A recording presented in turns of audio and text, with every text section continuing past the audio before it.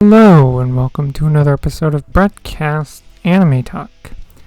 I like superheroes, and I like anime. And when a friend of mine figured that out, they suggested that I watch Ultraman on Netflix. Now, before I did, I looked at and even bought a model kit of one of these suits from the anime, and it looks cool, so I decided that it would be worth the time to watch it. So, I'm going to be talking about Netflix's Ultraman anime. Before I begin, I'd like to get out of the way that I know literally nothing about anything Ultraman that existed before this anime. This is my first time watching anything Ultraman, so I don't want there to be any confusion if I'm negative or questioning something that comes up in a previous Ultraman piece of media. Now, let's begin. The first episode tells of how Ultraman began, with a giant of light merging with the human to fight alien and kaiju, and when that was done, the giant of light left the planet and the human it merged with forgot everything. This episode serves as a few things. First is to show that the group known as the Science Patrol are still around. The second is to introduce the main villain of the series, Bemular. The second episode lets us see what Bemular can do in a fight against soon-to-be main character Shinjiro, his dad, who is the current Ultraman. But really, this episode serves to pass the torch of Ultraman from his dad to Shinjiro. Episode 3 is when Shinjiro has to decide to embrace being Ultraman as well as the Science Patrol testing him. This ultimately ends with the beginning of a fight against an alien. Episode 4 is where this fight picks up. The fight starts in a warehouse but gets out into the streets, which is what the Science Patrol wants. They want the rest of the world to know that aliens exist, and they have a way to deal with them. He's only able to defeat the alien, though, when they release the suit's limiter, but he does defeat it. Episode 5 begins with a murder investigation that gets taken over by the Science Patrol. We get introduced to a very ripped blonde guy named Jack. The investigation is about a murder that happened, and there's a poster of this pop star, Rena Sayama, all over the room, as well as a huge blood splatter. We get introduced to a four-eye alien guy who is obsessed with Rena as well. Episode 6 starts with the investigation into an attack that leads to a fight where Ultraman comes in and is about to kill an alien, but then it transforms into a human girl, and then Ultraman doesn't kill it and tells the other Science Patrol operatives to secure it. Basically, Shinjiro has not come to terms with having to terminate aliens.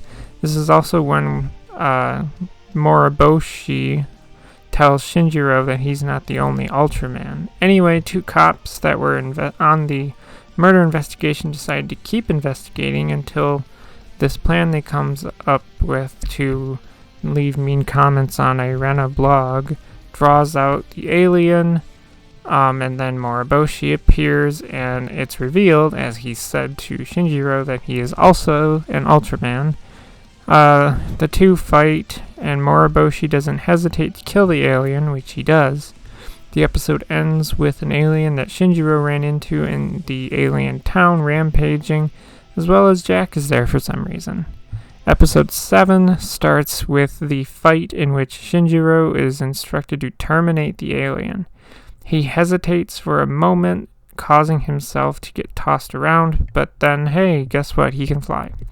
He decides to start acting like Ultraman and cuts the thing head off. We then have Jack showing the Science Patrol a video of the four-eyed alien guy giving some device to some people. Those people use Rena's concert to draw out four-eyed alien, who gets stopped by the police, one of which is her dad, jeez. And then the alien tells them that Rena is in trouble. It ends with a mysterious figure coming from behind the stage. Episode 8 begins with an alien talking before our two Ultramen step in and they fight. The alien brings out several small explosive devices before the fight continues. It continues until Bemular steps in and adds to the fight, sort of. Ultraman gets stuck holding the roof of the building until he flies up and blows up the roof.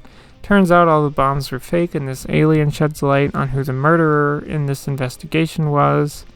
The alien introduces himself as Adad, a member of the Star Cluster Council's Immigration Control Agency, and that he was given the authority to terminate aliens conducting criminal activity, which he did, which is why he killed the four-eyed alien dude.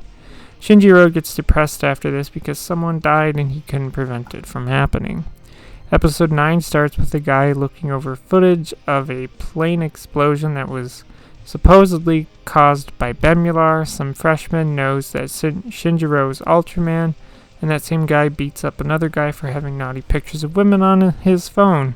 Then there's some guys stealing money, but then a third Ultraman steps in and deals with all of the guys and takes the briefcase full of money. From here, a creature bigger than a kaiju is attacking. Shinjiro attempts to fight it, but then our third Ultraman comes in and saves Shinjiro and cuts the monster in half. The episode ends with our third Ultraman calling Shinjiro Chief, which allows Shinjiro to know that he knows who is this third Ultraman. Episode 10 begins with a meeting between Adad and Bemular. Then Rena visits the Ultraman Museum and talks to Shinjiro, but then he's called away to a monster attack. Both Shinjiro and Moriboshi get there, but third Ultraman is already there and dealt with the monster. He finally introduces himself as Seiji Hokuto and wants to be hired on as an Ultraman. The episode ends with a flashback that reveals that Seiji is the child of Bemular, apparently, somehow related to Bemular. Episode 11, we have a situation where Seiji is trying to blackmail someone for money, but then Shinjiro is called in and steps in to stop Seiji. The two argue, and then Seiji goes into Ultraman outfit because he wants to fight it out, and the two do exactly that. They do that until Moriboshi shows up and fights Seiji. Moriboshi puts Seiji in his place by cutting off one of his prosthetic arms, and Seiji flies off. Bemular pays a visit to the alien that is supplying Seiji with his Ultraman suit because Bemular wants to make sure his suit is running at full power. Shinjiro hangs out with Rena before having to go Ultraman to save some folks falling from a building. Shinjiro comes back and walks Rena to the station. They have a heart-to-heart, and Rena thanks him for saving her at the concert, which means she knows that he is Ultraman. The episode ends with bad guys doing bad stuff. Episode 12 begins with bad guys doing bad stuff, and then is Bemular. Some guys from the Science Patrol surround Seiji, and the weird slow-talking guy that I don't remember the name of gives some information to Seiji. We then go to a meeting where it's revealed that the plane explosion that involved Bemular had Seiji on the plane. The slow-talking alien guy, who's part of the Science Patrol, tells Seiji that he is interested in his development as an Ultraman. Seiji's suit guy shows up at the Ultraman Museum wanting help when Moriboshi shows up and they take him in for questioning. He tells them that some alien mercenaries were responsible for the plane crash explosion thing because there were members of the Star Cluster Council on that plane and that Bemular was actually trying to protect the plane. Shinjiro and Moriboshi agree to help Seiji, who is going to take down these mercenaries at their hideout.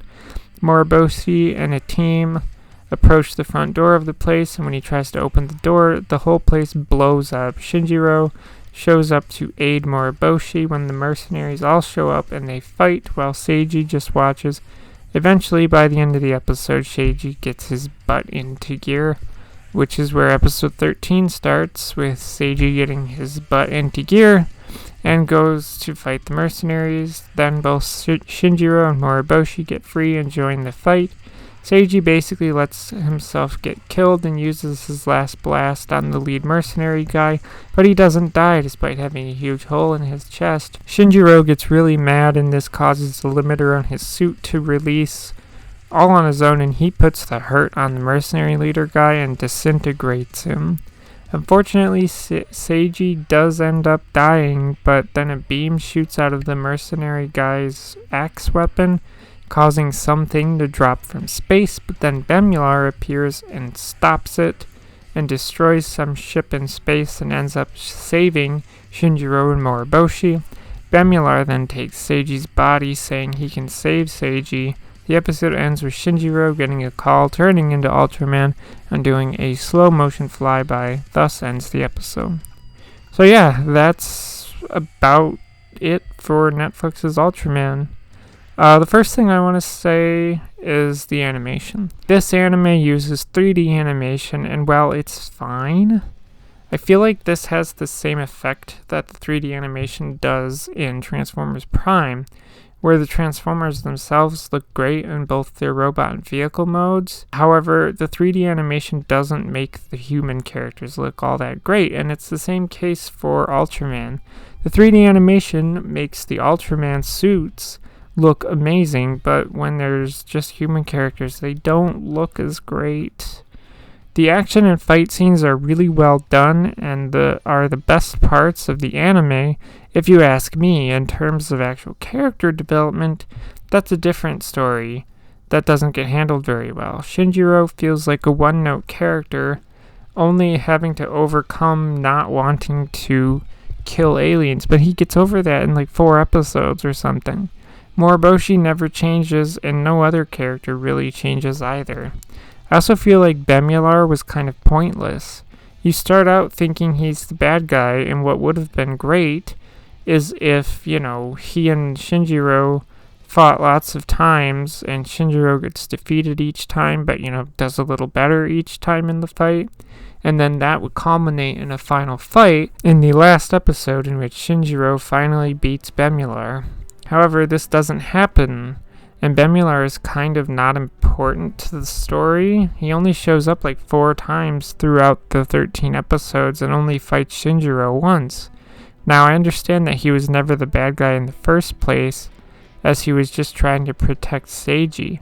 Bemular doesn't really do anything except in the episode with the concert incident, and then in the last episode, and of course the first episode when they introduce him. Well, first episode when they introduce him. The last thing I can say is that I like the music, though the only time you really notice it is when they do the Ultraman theme during fights, but it's a good theme, so I'm okay with that. Overall, this is a superhero anime, and it does a good job at being that, with the action, fight scenes, and music being really good. Netflix's Ultraman is a good and enjoyable anime. That's all I have to say, so if you want to add to the conversation, leave a comment below. As always, thanks for listening, and goodbye.